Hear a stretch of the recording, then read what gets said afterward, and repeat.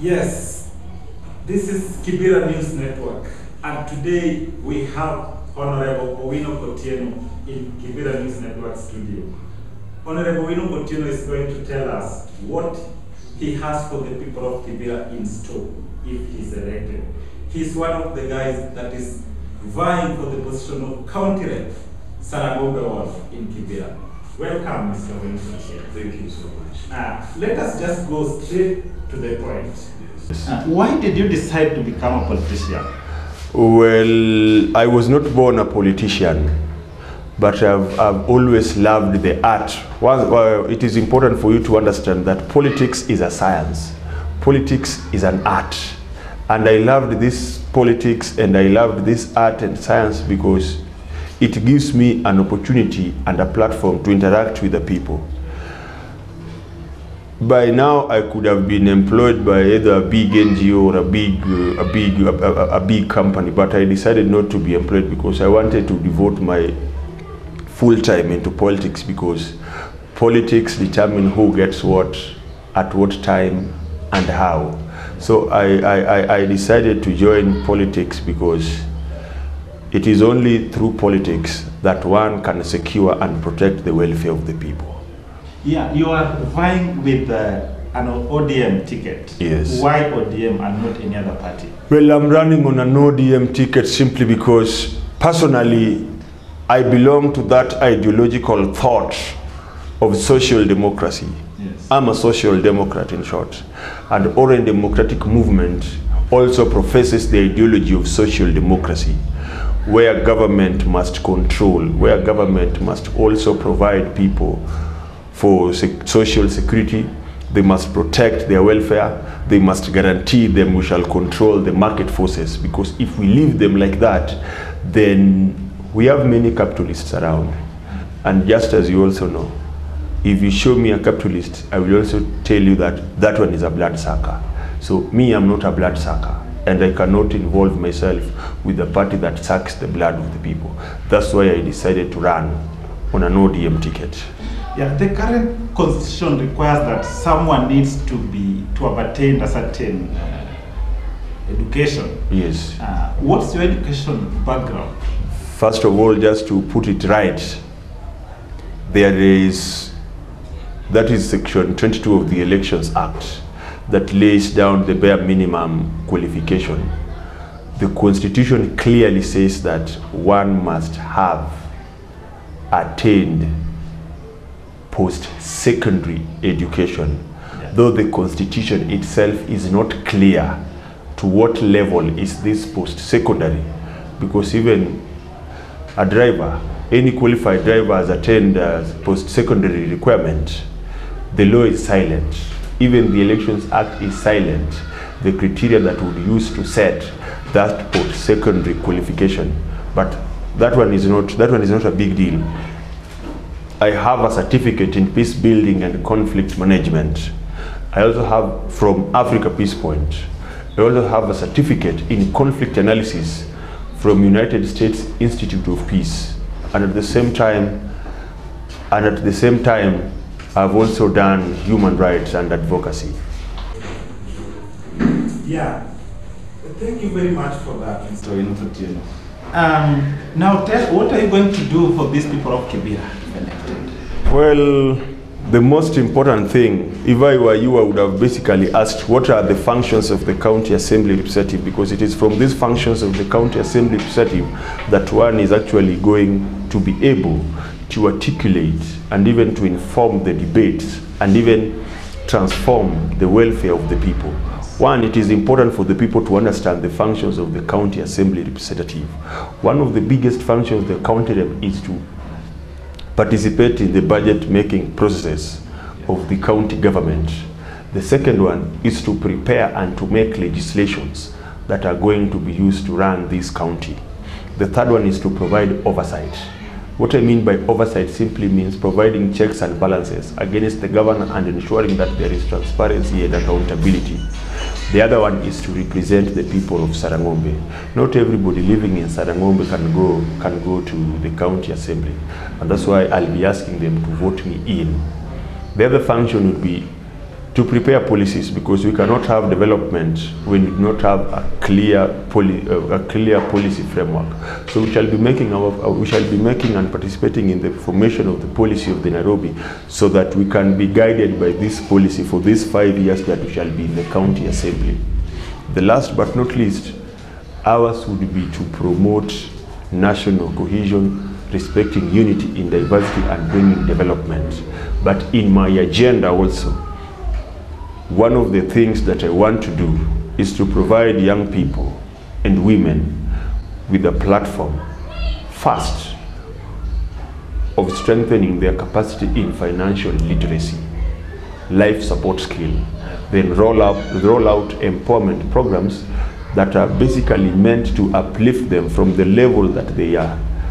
Poverty is very high, but people are not poor because they were born to be poor, but people inherit poverty from a system that feeds on imbalances of power. So one of the imbalances of power is lack of inadequate information that will sustain the lives of the people, be it politically, be it economically, be it socially, in all these realms. The second one, once I get into this county assembly, I want to uplift education standards of this area. But these education standards can never be uplifted from secondary school or directly from 78 or from 77. But these children must be given the right foundation from nursery to pre-unit. These teachers who are here in these kindergartens or this pre-unit are not qualified. But the government now has curriculum for ECD. We want to establish a school, in as much as it cannot accommodate all the children living in Kibera, but we want to inform the people and the government in particular that if we start from this stage, going to that stage, these children, if we provide them with the right foundation, they can be doctors, they can be architects, they can be scientists, they can be anybody. We were not condemned that we people living in Kibera cannot be doctors, cannot be engineers, but we have condemned ourselves because we have little hope for the future. So education is the only key that can give hope and that can restore that human dignity. The third one is to improve on sanitation. We have like over 10 tons of garbage in Kibera, and this 10 tons is as a result of accumulation of waste. Nairobi City Council does not even take waste here because they are saying they are not getting any returns from the people living in Kibera. But people living in Kibera are taxpayers as well as people living in Karen Buruburu and these all affluent places. So it is upon them also to collect garbage from Kibera. Other than just collecting garbage, a number of people living in Kibera die of preventable diseases or manageable diseases. Cholera, for example, diarrhea, typhoid, and these other waterborne or airborne diseases. So I am planning to pioneer a program that we shall be spraying this drainage system. We shall be spraying all this garbage if they cannot be collected, so that vectors that are feeding on this waste, that are feeding on this stuff, cannot come back to our household to contaminate our food and water. This is just but a short bouquet of what I'm preparing to do, but there are more. Because of time, probably, if you allow me, I can still continue, but I'm seeing time is not our best ally. Yeah, and I know these things are many, and all of them are important. Yes. What's your number one priority? My number one priority is to involve young people and women in programs that is going to empower them economically. Okay. Yes. Now, this position has been occupied before. What do you say your predecessor did well, and what did he fail? We are living in a new dispensation, and when we say that this position as there been before, county rep has never been there. We were having a councillor. Probably the councillor, they did their part, and I do not want to talk about them, but I only want to zero in on what probably I'm saying. If they think that they did something good, it is upon the people to give them a second chance. But if the people think otherwise, then they have no business still coming to the people asking for votes. Yes. What do you think of the current politics in Kibera and Kenya at large? Well, the politics of Kenya has been trivialized. Politics has been commercialized, because the people who are involved in politics, they are getting into politics simply because it is a platform of working money, simply because it is a platform of protecting their ill-gotten wealth. Politics has been ethnicized. And to me, I want to urge fellow young people that we must travel that route. We must take that road that has not been taken. And the road that has not been taken is engaging in meaningful politics. And the meaningful politics is about judging people by the level and the concrete and the level and the concrete of the ideals and the ideologies and the principles that they profess. But we must never judge people by the content of their tribe, by the color of their skin, or by the religion that they ascribe to, because all these are things that bring politics down. All these are things that disintegrate the people. There was the people living in Tanzania, they say in Swahili, siasa ni silaha inayounganisha jamii. But that one is contrary in our case. In our case here, politics is a tool that is used to divide the people. While in Tanzania, politics is an instrument of bringing the people together. So we should emulate our neighbors from Tanzania. You understand? Yeah. Thank you. Let us have a very short break. If we come back, Owino Kotieno is going to tell us what he's going to do to make sure that peace prevails during this election, and also what can be done to make sure that we don't have this kind of tribalism in Kenya.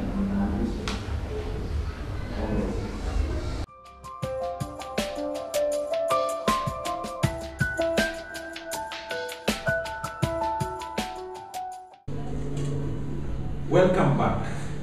Now, Mr. Otieno, talking about tribalism, what can be done to end this kind of tribalism in Kenya? Well,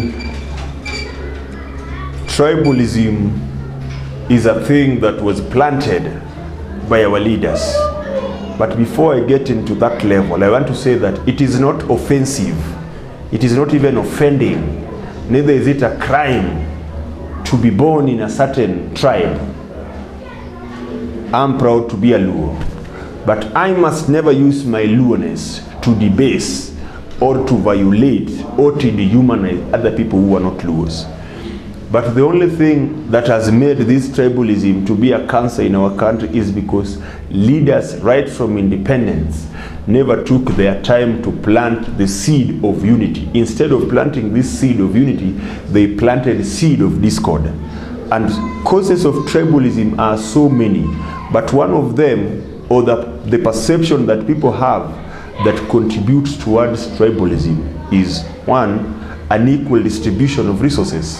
When people start perceiving that a certain section of the country or a certain population are being favored by the system, then now people tend now to start thinking negatively against the people who comes from that particular tribe. The other thing that has made people to be so tribal is the politics that our leaders are doing. Politics has not united the people, but politics has divided the people into different segments. So if we could move a step further of bringing everybody on board and ensuring that the people who are there also participate meaningfully, then I'm sure this is the first step of ensuring that we remain together as a society and as a unit. What would you do to make sure peace prevails in Kibra? First of all, I'm going to inform my supporters, I'm going to inform my campaigners to refrain in name calling. I do not want them to call the name of other candidates, because when you call the name of other candidates, the supporters of those candidates do not feel good. Even if it were me, if somebody would be talking about me, I would not feel good. Since we are all human beings, probably I could be having political shock absorbers, and my opponent do not have political shock absorbers. When you do not have these shock absorbers, it is very easy for you to be carried away by emotion and even engage in revenge. It will just start like a matchstick that has been lit, but it will consume the entire bush. So that person, one single thing is actually enough to cause a bigger mayhem or a bigger violence. So I would ask them to refrain from name calling. I would conduct my campaigns peacefully by informing the people that this campaign is not a matter of life and death, but is just a process of getting one leader who is going to represent us in where we want them to be. So the most important thing is to inform the voters, is to inform the supporters, and is to inform my campaigners that there is life after this campaign. This is not the end of life. Yeah, my director tells me that we are running out of time. But maybe very quickly, this is a bit personal. Yes. Who do you want to be your governor, MP, if you become the county rep, Sarangombe? I leave that to the people of Sarangombe. I only have one vote. We shall cross the bridge when we get there. Yeah. Yes. Okay. And your last word for the people of Kibra? My last word to the people of Kibra is that we are in a new dispensation, and this new dispensation has again been captured well in our Constitution, Article 1, which clearly states that all sovereign powers belongs to the people of Kenya and can only be exercised in accordance with this Constitution. This sovereign power is either electing their leaders directly or indirectly.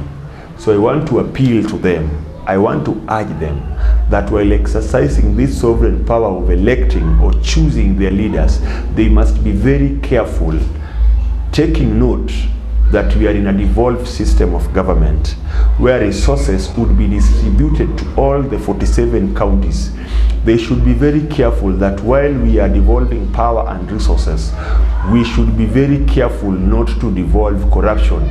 We should be very careful not to devolve leaders that cannot stand the test of time. We should be very careful not to give people power, people who've never been trusted, people who can't be tested, people who can't be trusted, or people who cannot actually fit into this bill. This plane has already taken off, and we cannot assume that it's going to reach well if we have a pilot who has not been tried, who has not been tested, and who has not been trusted. I kindly ask them to turn out in large numbers to actually give me their votes, especially on the 17th, the nomination day of ODM. And if they give me the opportunity to lead them, they shall also be entrusting me with their fate, and I will not betray them. I will not let them down. Thank you. Briefly, what do you think of the zoning, the joint domination? Is it going to be free and fair, the ODM? We are hopeful that it's going to be free and fair. The most important thing in nomination is to put down the necessary logistics. Logistics is the ballot papers, logistics are the transparent ballot boxes, the clerks, and ensuring that even the personnel who are there are people who are above board. We can compare them to Caesar's wife. But if they just bring people who are hungry, then that would be the first step of people losing. Because if you rig somebody out and he had supporters, he will definitely jump to the other ship, or even his supporters may not even turn out to go and vote.